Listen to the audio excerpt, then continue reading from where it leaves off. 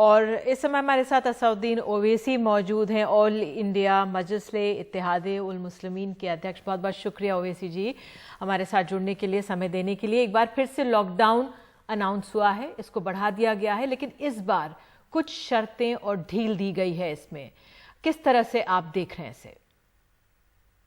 मेरा मानना, मैं शुरू से कह रहा हूं कि लॉकडाउन लीगली तौर पर अनकॉन्स्टिट्यूशनल है। इसलिए अनकॉन्स्टिट्यूशनल है क्योंकि पब्लिक हेल्थ और law and order state government का सब्जेक्ट है और केंद्र सरकार का इसमें कोई रोल नहीं है संविधान के लिहाज से। ये बड़ी अफसोसनाक बात है कि जितने चीफ मिनिस्टर्स हैं, जिनमें non Congress non BJP chief ministers, उन्होंने क्यों इसको 24 मार्च से कबूल किया, ये मैं तो नहीं समझा सकता। और government of India NDMA act section 6 को लेकर ये लॉकडाउन इंपोज कर रही है जो अनकॉन्स्टिट्यूशनल है। अभी भी वक्त है कि स्टेट गवर्नमेंट्स इसका अपोज करें, क्योंकि दिल्ली की सरकार किसी भी स्टेट में ये नहीं कह सकता कि अब आप रात में 9 बजे से सुबह 5 बजे तक कर्फ्यू रहेगा। ये वो नहीं कह सकते कि जुलाई 8 से आप होटल्स खोलेंगे या रिलीजियस प्लेसेस खोलेंगे। ये कंप्लीटली अनकॉन्स्टिट्यूशनल है और ये हमारे संविधान के खिलाफ है। ओवैसी जी, आप कह रहे हैं कि असंवैधानिक है, लेकिन ये जो कोरोना की महामारी पूरे विश्व में आई, पहली बार ऐसा आपदा हम लोग देख रहे हैं। आपको नहीं लगता कि इससे जो मामले बढ़ते वो कंटेन किए गए, उसको हमने कुछ रोका लॉकडाउन की वजह से? देखिए, मैं लॉकडाउन अगर करना था तो गवर्नमेंट ऑफ इंडिया को सबसे पहले स्टेट गवर्नमेंट से कंसल्ट करना चाहिए था, क्योंकि स्टेट लिस्ट में सब्जेक्ट आता है। रहा सवाल कि इस वायरस को कंटेन करना या हम इसको रोकना, लॉकडाउन से वायरस रुकता नहीं है, लॉकडाउन से सिर्फ आपको टाइम मिलता है। और ये बड़े अफसोस के साथ ये कहना पड़ेगा कि गवर्नमेंट ऑफ इंडिया, मोदी सरकार ने इस 2 महीने को जाये किया, इसको वेस्ट किया, कोई तैयारी नहीं की। आप देख लीजिए कि अभी भी पूरे दुनिया में सबसे कम टेस्टिंग अगर कहीं पर हो रही है तो भारत में हो रही है। और बीजेपी की तरफ से बार बार ये शोषा दिया जाता है कि भारत का तकाबुल किया जाता है यूएस से। इंडिया में जो मिडाइन एज है वो यूएस से कम है। ओवैसी जी, आपको ये नहीं लगता कि अगर अमेरिका ने जिस तरह से लॉकडाउन नहीं किया और वहां पे देखिए लाखों में लोगों की मौत हो रही है, अगर हम करते, हमारे यहाँ जिस तरह से आबादी है, हमारे यहाँ तो और बुरा हाल हो सकता था। तो ये लॉकडाउन जरूरी था। हालांकि तरीका जल्दबाजी हो सकता है, बिना आप कह सकते हैं कि प्लान करके नहीं किया, लेकिन जरूरी था एक समय लोगों को जागरूक करने के लिए, खुद को तैयार करने के लिए और महफूज रखने के लिए लोगों को ये जरूरी था उस समय। नहीं, अब ये जरूरी था नहीं था, ये लंबी बहस है। मगर जहां तक आपने यूएस की बात की, मैं आपसे ये कह रहा था कि इंडिया में मिडाइन एज 29.8 ईयर्स की है, यूएस में 38 ईयर्स की है। भारत में सिर्फ 5% आबादी 65 साल के ऊपर है, यूएस में 15% उनकी आबादी 65 साल के ऊपर है। तो जाहिर है वहां पर मरने वालों की तादाद बहुत ज्यादा है। सवाल ये पैदा होता है कि आपने लॉकडाउन 70 दिन हो गए हैं, आपने क्या हासिल किया? क्या अगर आप 25 मार्च से ट्रेन के जरिए माइग्रेंट लेबरर्स को भिजा देते, जब सिर्फ 530 कोविड वायरस के केसेस हुए थे, आज आप उनको भिजा रहे हैं अपने अपने उनके स्टेट्स को। आप देखिए वायरस बढ़ रहा है, पिछले 5 दिन से 6,000 7,000 केसेस हो रहे हैं। अभी आपने कहा कि महाराष्ट्र में 124 लोगों की अमवात हुई है और फिर आप इकोनॉमी खोलने जा रहे हैं। तो जब ये माइग्रेंट लेबर्स चले जाएंगे, 20 करोड़ के करीब लोग अपने स्टेट को चले गए, 12 करोड़ नौकरियां जा चुकी हैं, जिसमें से 4 करोड़ तो माइग्रेंट लेबर्स के, तो आपने क्या हासिल किया?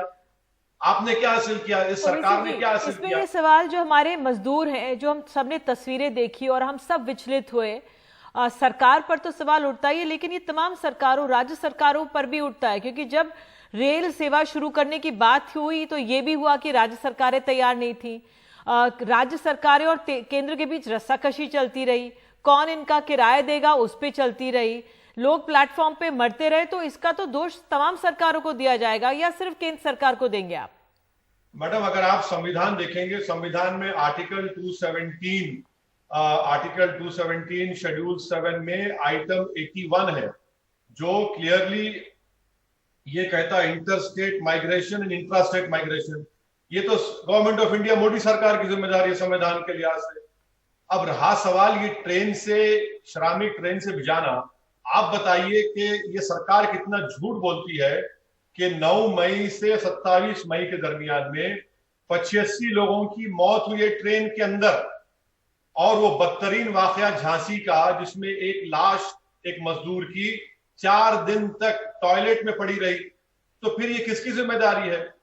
यानी लोग पीने के पानी को तड़प रहे हैं, जो 24 घंटे का सफर था वो 70 घंटे ले रहे हैं। तो केंद्र सरकार की जिम्मेदारी नहीं है, किसकी जिम्मेदारी है? फिर ये ट्रेन आप नहीं चला रहे। मुंबई से ट्रेन निकलती है, जाना गोरखपुर एक उड़ीसा चली जाती है, 24 घंटे का सफर, 70 घंटे 80 घंटे, उसमें पीने का पानी नहीं। इसी से तो ये जिम्मेदारी सरकार की है।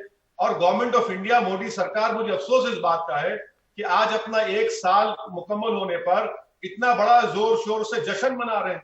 किस बात का जश्न मना रहे हैं लोग?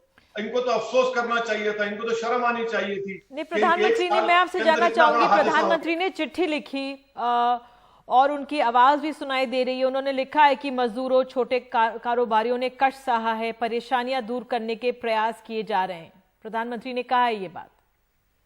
प्रधानमंत्री ने एक मजाक किया है भारत के माइग्रेंट लेबरों के साथ। प्रधानमंत्री ने चिट्ठी लिखकर भारत के उन गरीबों से उनका मजाक उड़ाया है जो पिछले 2 महीने से उनके पास खाने को खाना नहीं है। भारत के प्रधानमंत्री ने खत लिखकर अपनी जिम्मेदारी से हाथ उठा लिए हैं, ये कहकर के इतना ये नहीं होना था। अरे आपने जो 20 लाख करोड़ का पैकेज का ऐलान किया, बड़ी धूमधाम से कहा गया कि हमारे जीडीपी का 10% है। मैंने भारत के जितने इकोनॉमिक माहिरीन हैं उन तमाम के आर्टिकल्स पढ़े, वो तो कहते हैं कि 1.5 भी नहीं हमारे जीडीपी का। आज आप देखते हैं ये तमाम विपक्ष भी सवाल उठा रहा है, आपने ये सवाल उठाया है, विपक्ष भी सवाल उठा रहा है।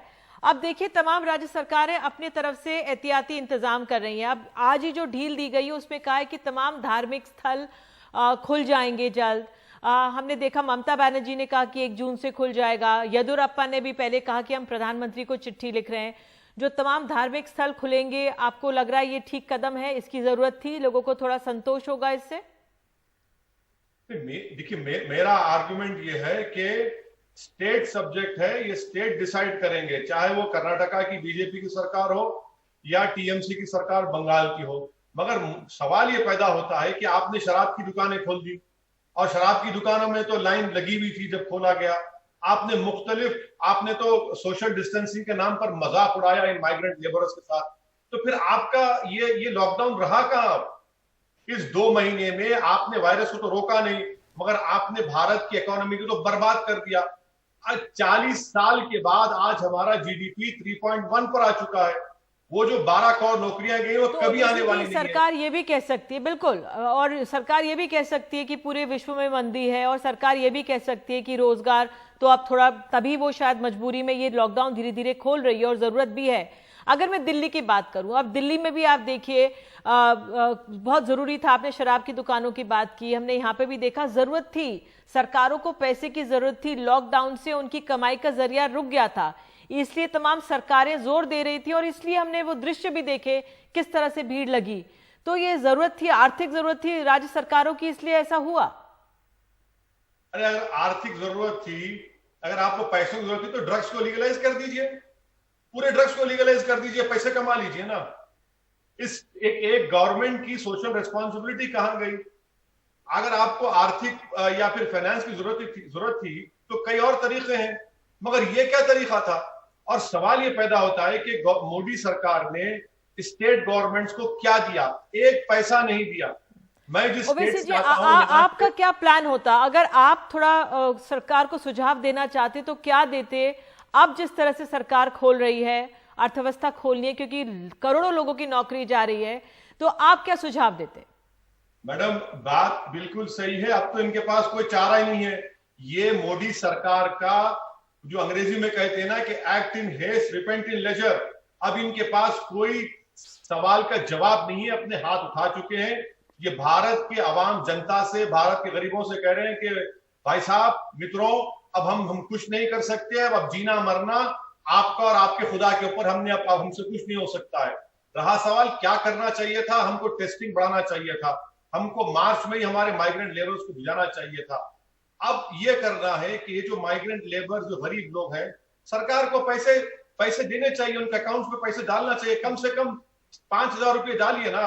450 बिलियन डॉलर्स का फॉरेन रिजर्व है, उसको इस्तेमाल करिए। किस लिए उठाकर रखे, इसी दिन के लिए इस्तेमाल कर रखे ना। हमारे फूड कॉर्पोरेशन ऑफ इंडिया के गोदाम भरे हुए हैं, वहां पर चावल और गेहूं सड़ रहा है, बांटिए ना गरीबों में उन लोगों को। आप स्टेट गवर्नमेंट्स को उनके जो लोन्स हैं उसको डिफर करिए, उनको वेज एंड मीन्स एडवांस 100% करिए।